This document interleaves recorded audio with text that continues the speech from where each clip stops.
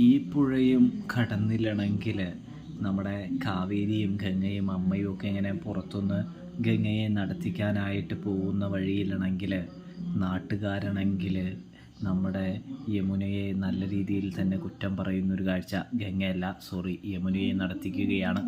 അപ്പോൾ നാട്ടുകാരാണെങ്കിൽ കുറച്ച് സ്ത്രീകൾ കൂട്ടം കൂടി വന്ന് പറയുന്നുണ്ട്, അതായത് യമുന അവൻ്റെ കൂടെ ഒരു രാത്രി ചിലവഴിച്ചതല്ലേ, എന്തെങ്കിലും തട്ടലും മുട്ടലും ഒക്കെ സംഭവിച്ചിട്ടുണ്ടോ എന്ന് ചോദിക്കുന്നത് കാണാനായിട്ട് കഴിയും. ഇതേ സമയം സത്യം പറഞ്ഞാൽ നമ്മുടെ ശാരദയാണെങ്കിൽ പൊട്ടിക്കരയുന്നതോടൊപ്പം അങ്ങനെയൊന്നും സംഭവിച്ചിട്ടില്ല, നിങ്ങളോട് ആരെയും അനാവശ്യം പറഞ്ഞത് എന്ന് ശാരദ ചോദിക്കുന്നുണ്ട്. കാവേരിയുള്ളത് അവർ മറന്നു പോകുന്നു.